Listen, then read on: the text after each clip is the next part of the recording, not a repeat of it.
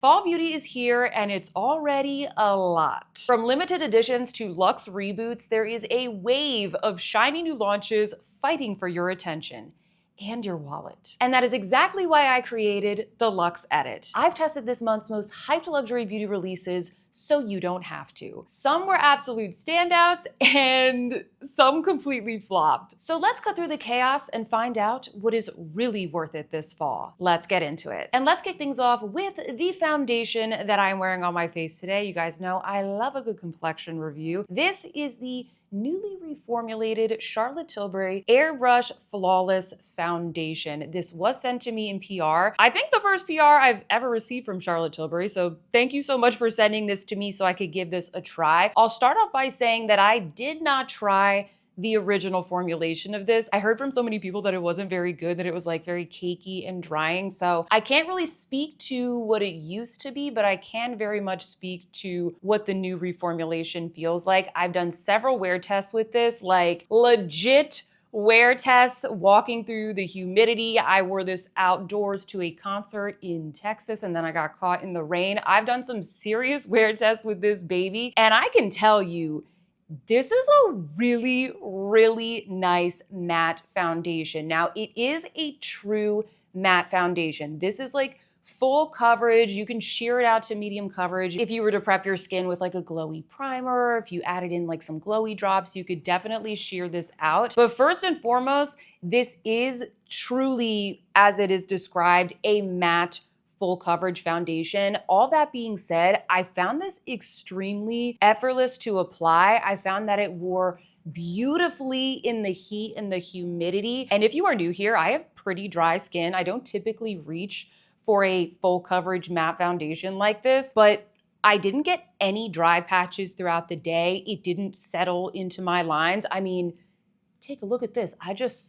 I do look airbrushed. I think it's a beautiful matte full coverage foundation. It has beautiful luminosity that just kind of blurs all imperfections. If you're looking for something that is matte and full coverage, I think this is a really great one to look at. What is this similar to? I would say the most similar thing that I have in my collection is the Prada foundation. I would say that one is maybe even a little bit more matte than this one. If you don't want to spend the money on the Prada foundation, take a look at this. Go get a sample at Sephora because I think this is pretty similar to that. This is going to be more matte and more full coverage than the Clé de Peau matte foundation that I talked about. I think it was in my last month's favorites video. I know I'm going to get questions about this. That one is definitely more hydrating. This is going to be more matte, more full coverage. So if that is truly what you are looking for, if you have like oily combo skin, I would lean more towards this. This also isn't going to have, you know, all of the skincare ingredients as the Clé de Peau, so it's not going to be as expensive. This is beautiful. Do not sleep on this. In fact, they sent me what is not really the best shade for me. This is number 3 Cool. I definitely need something that has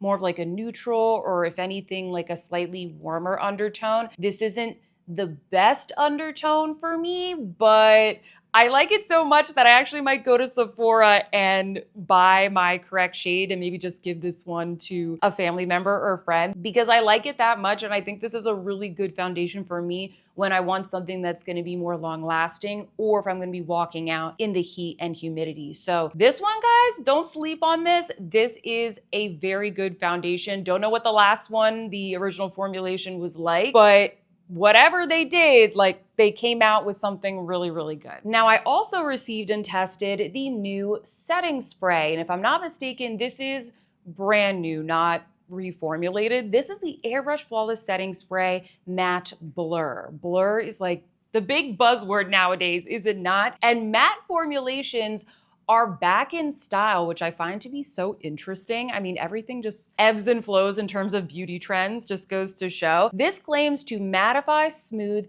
and set all day. You shake to, you know, activate it, you mix up the ingredients, you spray it all over your face, and yeah, it's just another setting spray. I do like the original setting spray from Charlotte Tilbury. I think it's one of the best ones out there. I'm not a big primer and setting spray person. I'm more in the camp of like, you know, focus on skincare, skin prep, and a really good foundation as opposed to buying like extra products to improve the look and the longevity of your makeup. So I'll start off by saying that I'm not like a huge setting spray person. I really only use them if I'm like on vacation or going to a special event, but I still gave this a try. I did a wear test with this, and I didn't do a wear test with the new foundation because I don't think the new foundation needs a setting spray. I don't think you need to buy both of them together. I think that foundation has such good longevity. I don't really think you need the setting spray. So my reasoning was I would buy this if I wanted to kind of mattify and blur a foundation that I already have in my makeup collection. So what I did is I sprayed this on top of one of my more like hydrating or like natural finish foundations. I chose the Sweed Glass Skin foundation, and I did a little side by side there. You guys will have to tell me from that before and after. On the side where I have the setting spray on my face, does it look more matte? Does it look mattified? Does it look blurred?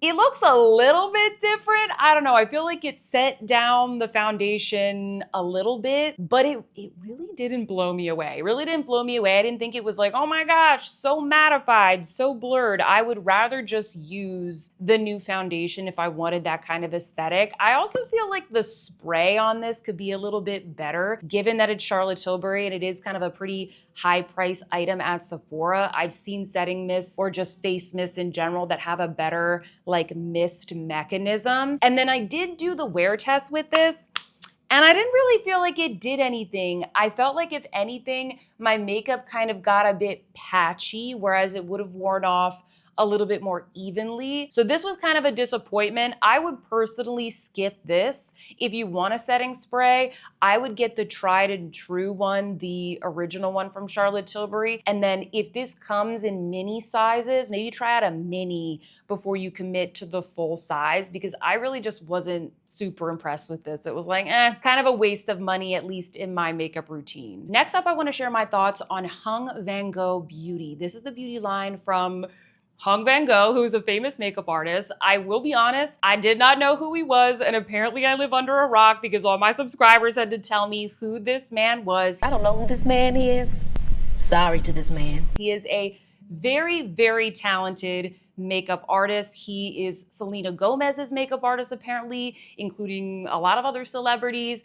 Definitely check out his YouTube channel and his Instagram page because he creates some absolutely beautiful looks. And well, he is launching a makeup line at Sephora. It's going to be launching on September 8th, I believe. And they very, very generously sent me a bunch of the items to test out for you guys before the launch. I really wanted to do a full review of this brand because I think it's really interesting, but I am going to be traveling overseas very soon and I want to make sure I give you guys my honest thoughts, and I have put the products to the test, I'll tell you that. So I'm going to share my honest thoughts about everything in this Luxe edit today. I'll start off by saying that the style, the vibe of this collection and the makeup is definitely like makeup artist, but for the average Sephora shopper. It's definitely for those of you out there who like quite pigmented and also high performing formulas. If you want those colors to last, those finishes to last, if you like very saturated color, you're really gonna like this makeup.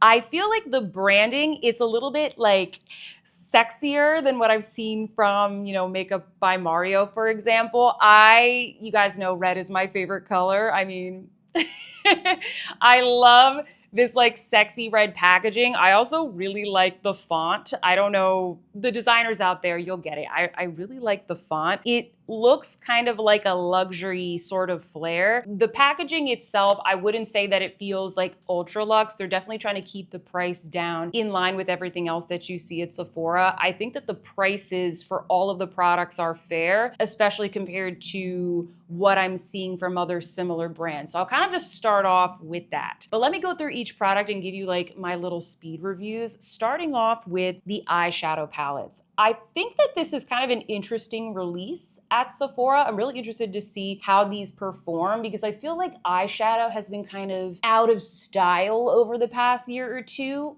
I love eyeshadow. You guys know I love a single eyeshadow look as well, but I get really excited when I see a creative eyeshadow palette, and what he is launching are kind of like monochromatic palettes. So you've got the cool tone palette, the warm tone palette, you have a green one, a blue one, reds and pinks, purples. So I'm curious to see if this performs well. It did perform well for Charlotte Tilbury this past spring, where she did all the monochromatic palettes.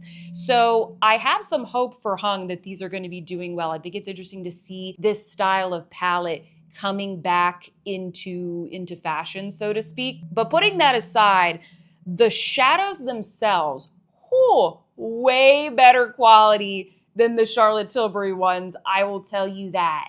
These are pigmented, long-lasting. They don't crease. Like, this is artist grade. These are very impressive to me for the price. They remind me a lot of Natasha Denona shadows because you have a couple of different finishes in one palette. You have super pigmented, blendable and buildable mattes. You have kind of like a softer satiny finish. Then you have these like high shine metallics, but I wouldn't say any of the color stories have like chunky glitter, but it is going to be very high shine, like a Natasha Denona shadow. And then you have a cream to powder formulation as well, which I find to be more pigmented than the ones that I found in the Natasha Denona palettes. The colors that he's done are so saturated, so vibrant, really true to color, like not a dusty shade in the bunch. Take a look at the look that I did with the blue palette. Oh my goodness, these are really fun palettes. I would say if you're gonna get anything, get one of the colorful ones because he's done such a good job with the formulation of these pigments. But like the neutral ones are also good as well. If you like neutral to cool tone neutrals, definitely go for this one, which is called the New Neutral, aptly named. I personally like the Composed Cool. This is gonna be not like your brownie cool tone neutrals. This is like black, white, gray, silver. The cream to powder matte in this one, oh, it's so inky and pigmented. If you really like to create more artistic looks or you just like more pigmented shadows, I really think you're going to like these. They're $50, so it's kind of in line with like a Makeup by Mario palette, but I think the quality of these is better than Mario, better than Charlotte Tilbury, pretty much in line with like Natasha Denona. So if you already have like a ton of neutral Natasha Denona palettes, I would go for one of these, but I would probably get the green or the blue, but that's just me. Oh, and I forgot to mention, these are made in Italy. Some of the shades do have talc, and I didn't have any issues with staining on my eyelids, but comment down below if you have any issues with that. Personally, I did not. Oh, and by the way, if you happen to be enjoying this video, please don't forget to give me a big thumbs up. It really helps me out. And if you are new here, maybe consider subscribing to my channel. My name is Sophia, and I upload new videos just like this every single week. My goal is to add a little bit of luxury to your day. I do a lot of luxury beauty reviews just like this. If you couldn't tell, I film all of my videos in natural light with no filters. So if that sounds good to you, hit that subscribe button to join our fam. We seriously would love to have you. And as a reminder, all the products that I'm talking about today, the shades, the makeup that is on my face, any coupon codes that I might have for you, they're all going to be listed in the description box down below or on the shopping button on the screen. Next up are the blushes. I have the shades Possibilities and Born from Beauty. So I'll show you what those look like here in the demos. This is going to be same packaging, made in Italy. I would say that the formula of these is a bit on the dry side. I don't think all of you are going to like this. I think those who are going to like these blushes are those of you who, number one, like a lot of pigmentation, and number two, those of you that want a lot of longevity. These last a very long time. I've done a couple of wear tests with these already, and the longevity is fantastic. If you're looking for like super silky soft or cream to powder, you're really not going to find that with these. But if you want pigmentation and longevity, look no further. I don't think that this brand is going to be for everybody. Okay, if you like super soft Chanel and Dior makeup, I don't know if this is going to be for you, but if you want pigmentation and longevity, I think you will like it. I think he made a little bit of a mistake in making most of the blushes be rather warm toned. I would have liked to have seen maybe one more subtle color there or something a bit on the cooler side. Also, this one right here, Possibilities, It does have a slight gold shimmer in it, and I kind of wish it was just a regular color. Like, I don't know, this one is a little bit more shimmery than this one, and it doesn't really say so on the Sephora website. These also look a bit darker in person, so I would look for swatches, like look at more reviews of other shades if you're interested in some of the other ones, because I do feel like they swatch a bit differently than what I expected when I saw the photos. Next up, the lipsticks. These come in a beautiful matte packaging. I wouldn't say that they're like super weighty, but you know, it's kind of in line with like NARS and Makeup by Mario and other brands at Sephora. I think they look really sleek and sexy. These are made in the USA. They don't have a fragrance. No, they don't have a fragrance, at least not that I can detect. And these are described as being a creamy matte, and creamy they are, and pigmented they are. I think that the lipsticks are going to be the best buy for those of you who are maybe scared of the other products. If you're like, I don't want a bright green palette, or I don't want super intensely pigmented eyeshadows, I would say take a look at the lipsticks. I think this is gonna be like the safer entry-level product for you, because these are really good quality, and I also think very fairly priced compared to other lipsticks that I see at Sephora. They very kindly sent me 3 of the shades, all of which I absolutely love. The first one is called Nothing Impossible. This is gonna be a soft, slightly warm nude. This is kind of like a good everyday shade. I was a little worried this would be a bit light on me, but I feel like it works, especially with a lip liner. The second one that I have right here is called Call My Agent, and that is exactly the vibe that I'm getting from this shade. This is like a toasty, warm brown.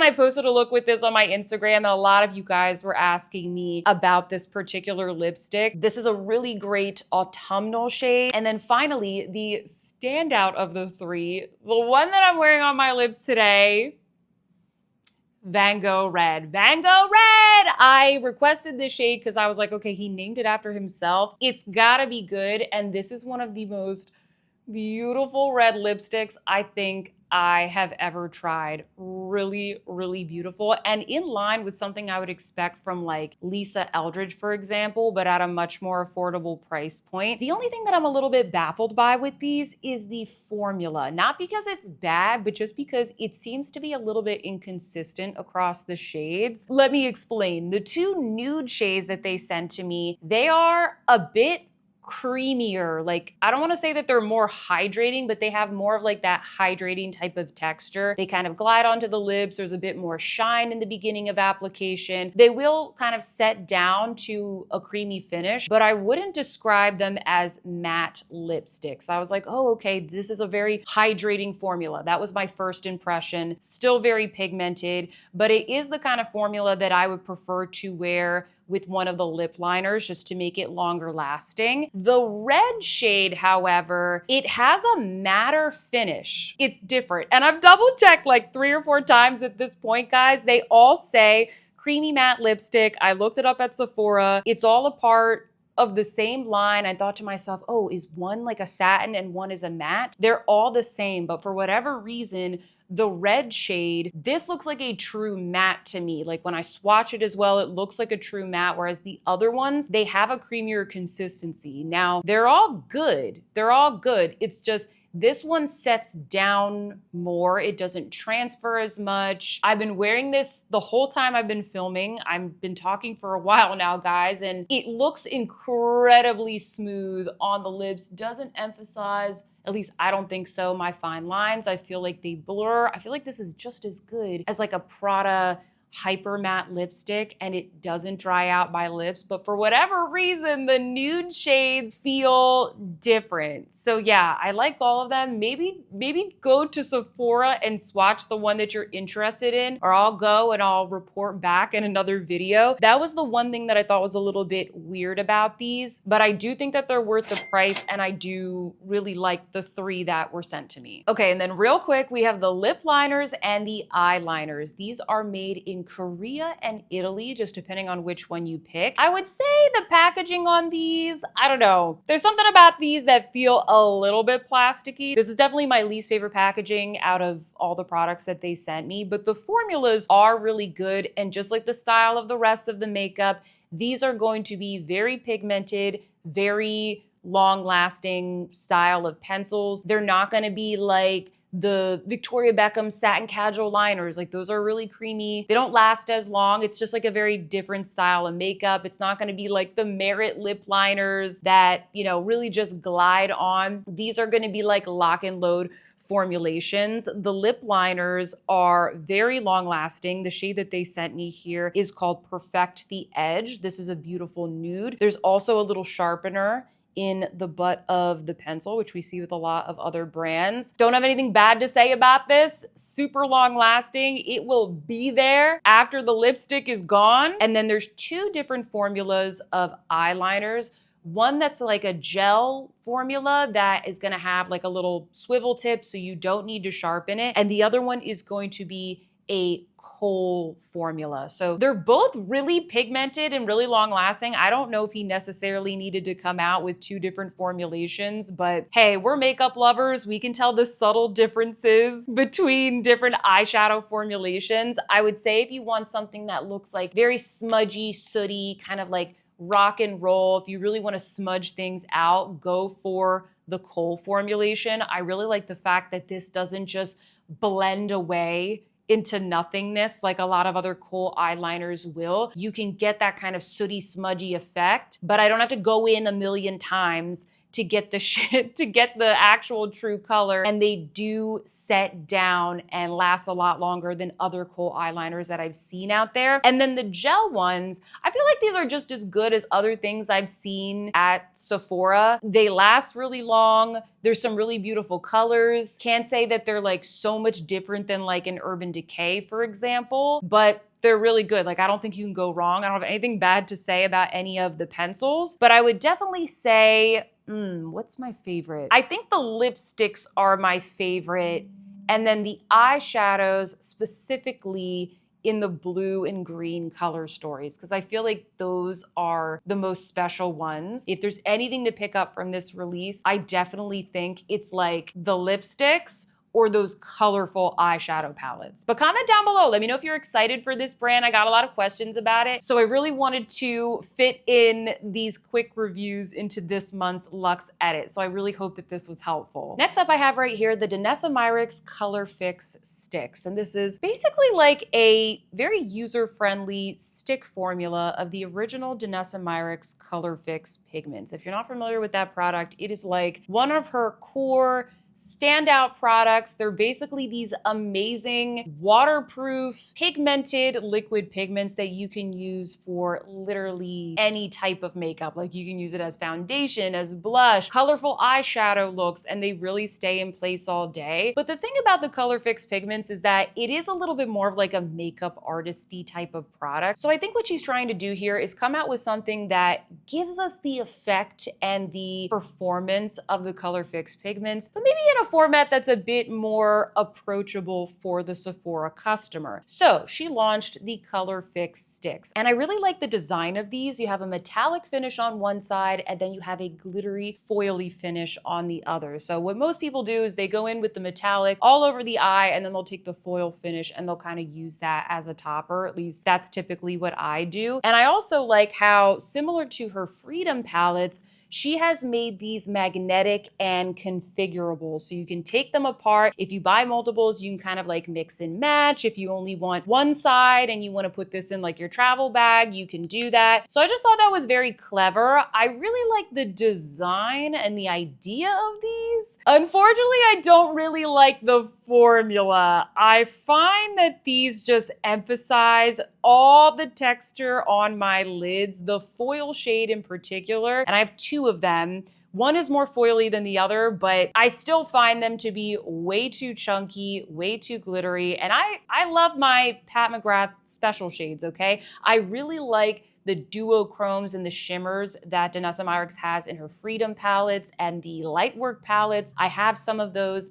I love those, but I don't really like these. I get so much fallout from the foil shades, and I just find, I don't know, I feel like I can do my makeup quicker if I just pick up one of the Lightwork palettes or any other kind of powder palette. I don't find that the metallic side as well is anything wildly different than what I already have in my collection. Yes, they do go on wet, and that's kind of a cool feature, and then they dry and they're crease proof, but my Bobbi Brown, my Laura Mercier, my Victoria Beckham Beauty eyeshadow sticks are just as good. They're also very blendable. They also don't crease. They've got beautiful shades.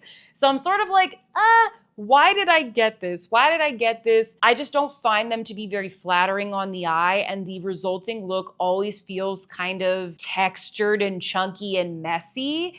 So I don't know. I have a lot of subscribers who said they like these, but then equally I have a lot who felt the same way as me. So I think the lesson is here. If you are interested in these, number one, take a look and see if there's any other eyeshadow sticks in your collection that need a little bit of love, and maybe some single topper shades that you bought that need a little bit of love. You could use those instead. Or if you really want them, go to Sephora and swatch them. Just really know before you buy if you like these textures, because for me, these were definitely a bit of a disappointment. I'm gonna be saving my money in the future for the next Lightwork palette that she releases. Okay, next up, I've been getting so many questions about this new palette from Viseart. This is the Viseart Paris Nuit Étoilé Étendu. Hopefully I got all of that correctly. They very kindly sent this to me in PR, and I'm so happy and grateful that they did, because I was curious to see how this compares up against the original palette. This is the little Petite Pro that they did a couple of years ago. I do have a very old review of this here on my channel. I'll link it down below if you want a good laugh or if you want to see some swatches and looks with this. This is the Paris Étoile, and my understanding is that they brought this one back, but they also came out with this new Étendu size. So I've been getting a lot of questions about the formula, the quality, the color story, which one to get. Is this similar to the new Hermes fall palette? So I wanted to give you guys my thoughts. I did do a full tutorial with this palette in my recent members only video. I do have a SOFIASEES Beauty membership if you want to join for exclusive videos, live streams, giveaways, and lots of other perks. So I'll put some more information about that down below. The quality of this is the same as all the other Viseart palettes. If you own another Viseart palette, I don't think you're going to be,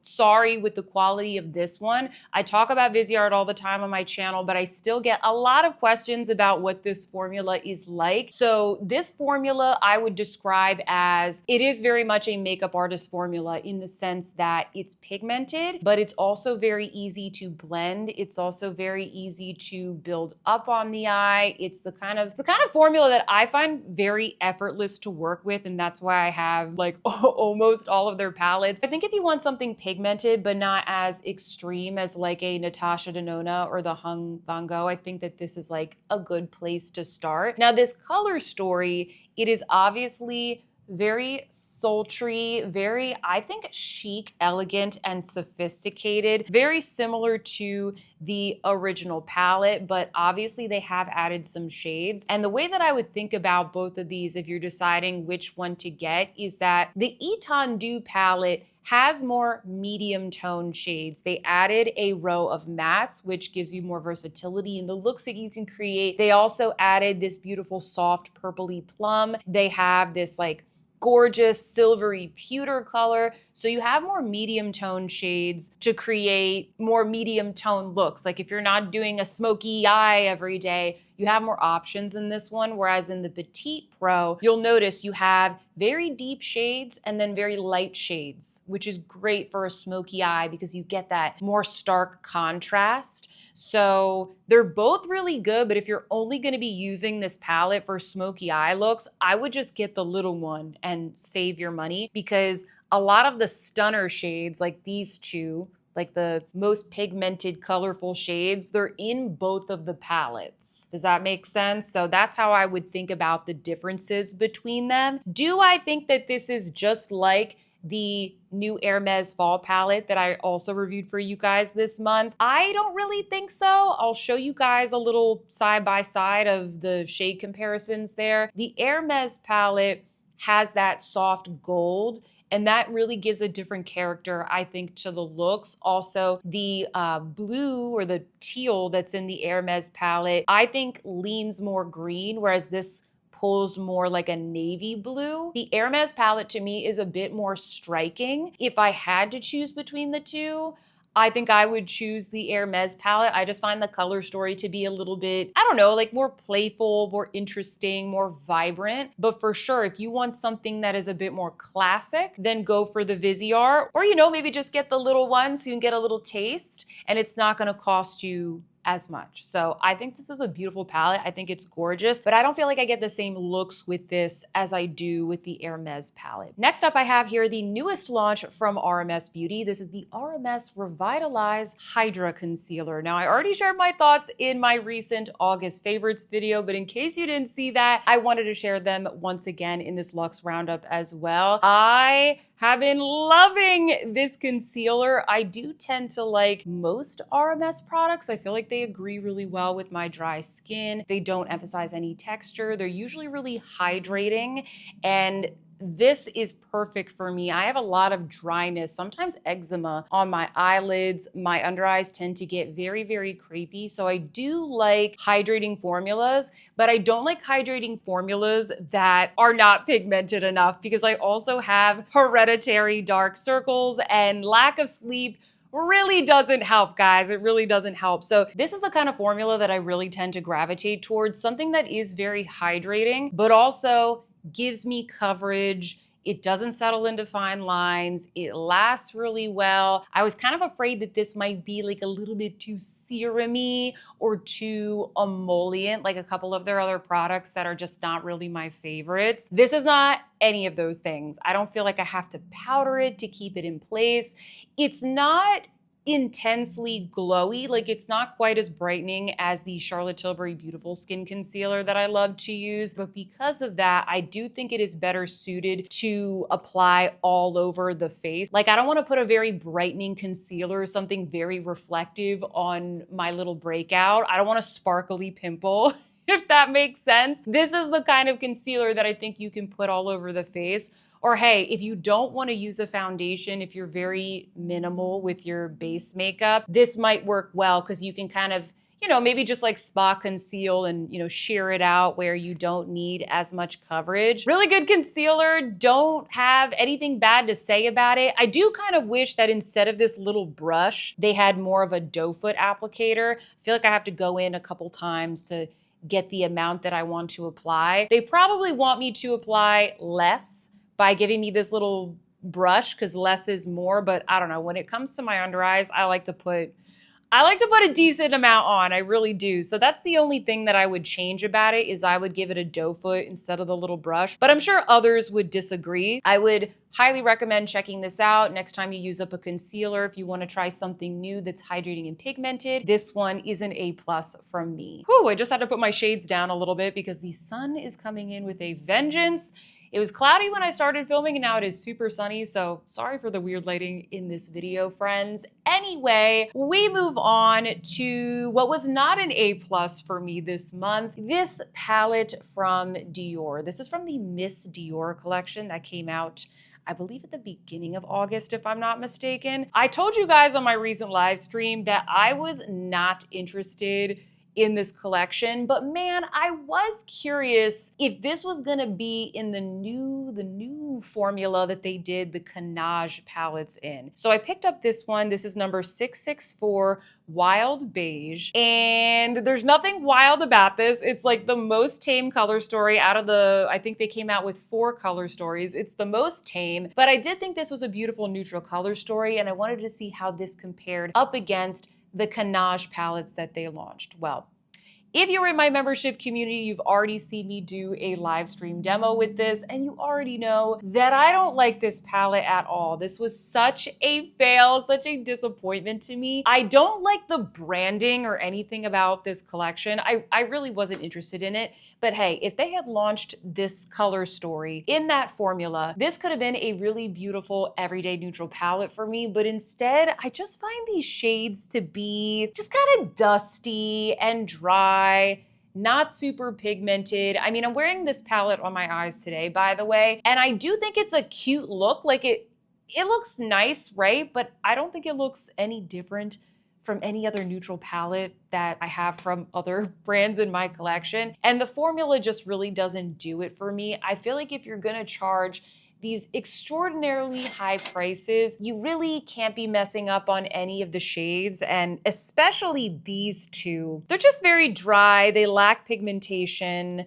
I did hear that one or two of the other palettes in this collection, they weren't quite as dry as this one. I cannot speak about those. I can only speak about this one. Apparently some of the other ones were a little bit better, but I don't really hear anybody raving about this collection from Dior. So it's a little bit disappointing because one of my biggest beefs with Dior is not that their makeup isn't good, it's just not consistent. It's not like Viseart where it's like, okay, I know exactly what I'm going to get. I'll spend my money on it. I feel good about it. With Dior, I feel like it is such a gamble. So I've said this and I will continue to say this. When it comes to Dior, I do think it's better to wait for a review. Wait for a review. Most of the products do not sell out, and thankfully there's a lot of permanent collection products that have been launching lately, like the blushes, that I think are really good and will stand the test of time. Next up, I have the new Chantecaille lip cremes. They very kindly sent me 3 of the shades in PR, so I was able to test these out for you over the past couple of weeks. These are described as a creamy, full coverage formula that applies plush,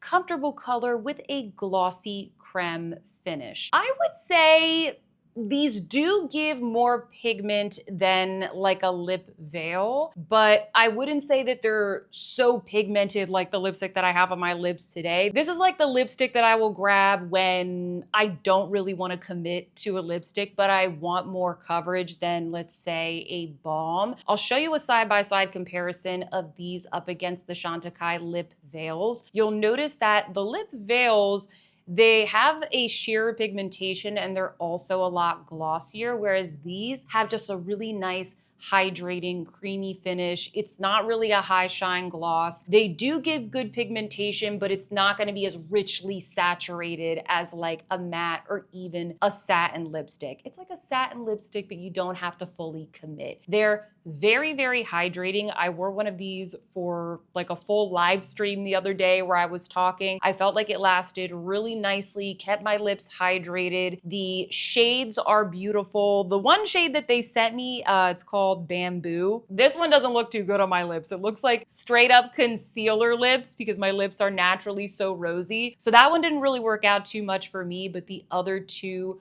are beautiful. I love this one that is called Plum Blossom. It's kind of like a soft My Lips But Better, a romantic rose. And then my favorite one is this one right here, which is called Moon Orchid. And it is a beautiful kind of subdued plum.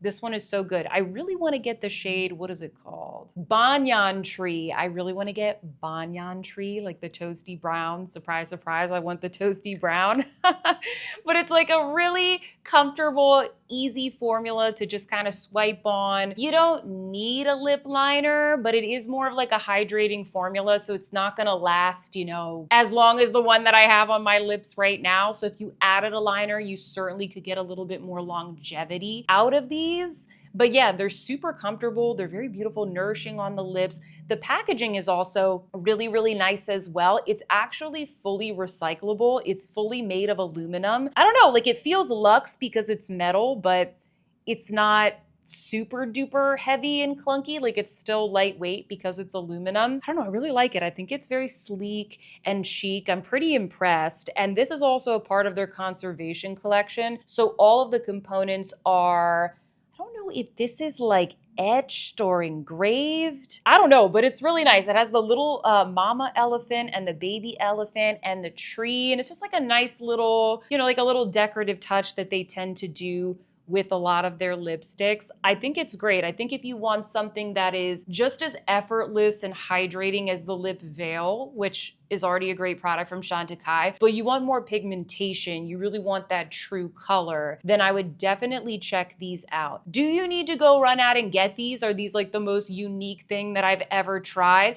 No, like there's other good hydrating lipsticks out there, but I don't have any complaints about these. I think they're really good. I do think they're very luxurious. You know, you could always wait for a sale, put these on your wish list, but I'm definitely gonna pick up another shade because I have really been enjoying these. This next one I actually had to go fish out of my purse because I've been wearing this lippy nonstop. This is one of the new Valentino Spike Disco Lips lip balms. This was also sent to me in PR. They sent me 3 of the shades and I was like, oh, okay, I'll give these a try. Like they totally were not on my radar. I don't even buy that much Valentino Beauty, although I have heard from some of my friends that their Spike lipsticks are really, really good. So I was like kind of intrigued. I love these. I know it's another tinted lip balm, just like every other brand at Sephora. Everybody has tinted lip balms, but I do think that these are some of the best that I've tried. The formula is very luscious and moisturizing. I would say not unlike the Hermes silky lipsticks.